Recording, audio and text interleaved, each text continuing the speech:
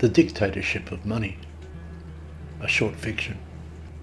Did we not march across the frontier? He spat. There was a carnival of jugglers on the approach. They were horrid, small-statured, contemptible people with pinched faces and beady, manic, bloodshot eyes. Filthy children were doing headstands for a coin. He was holding a piece of straw in his fingers and threw it to the ground. His wife was afraid of him now.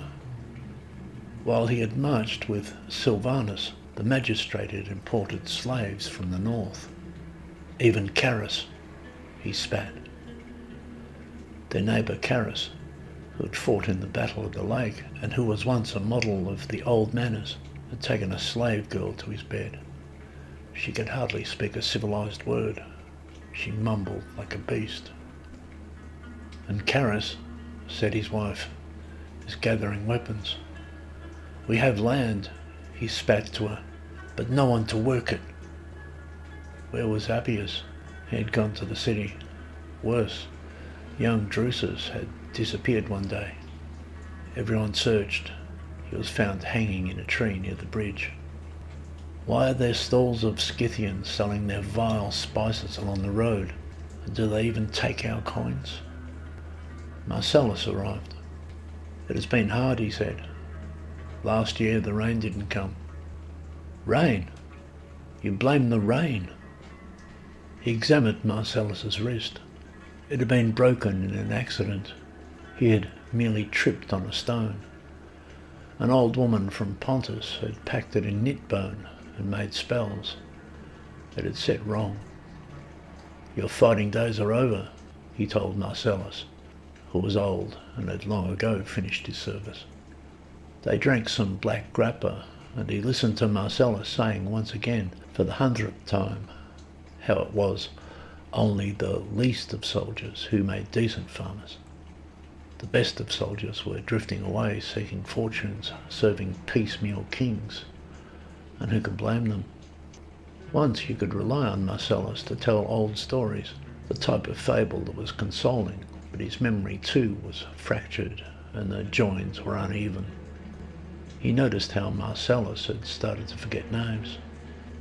He told no one how, on his way home, he had stopped for several months in a city on the sea, and to pay some debts, he worked for men who were poisoning vats of garum to sell on, because the warlord Carthuza had abducted their women and daughters.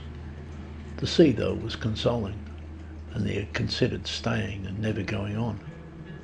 After seeing how Marcellus had slowed, he had to walk several miles further down the valley to the home of Paulus to tell his wife that her husband fell, struck by a German's axe, and would not be coming home.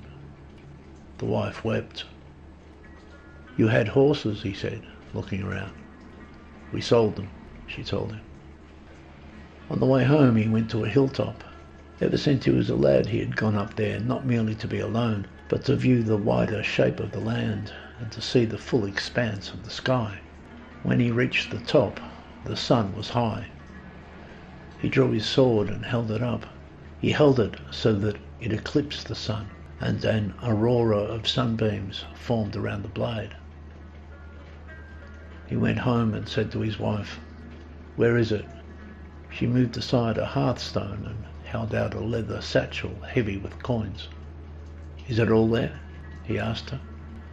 She barely hesitated, but he took her abruptly by the face. Is it all there? He asked again.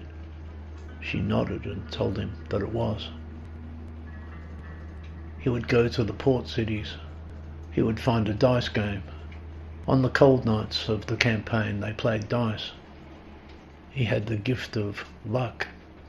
His comrades said he had the gift of luck. Time after time he could throw doubles. He would go to the port cities where sailors who have survived maelstroms run big games beyond the magistrate's taxes. He took the bag of coins, told his wife nothing, and left her nothing. Luck would save them.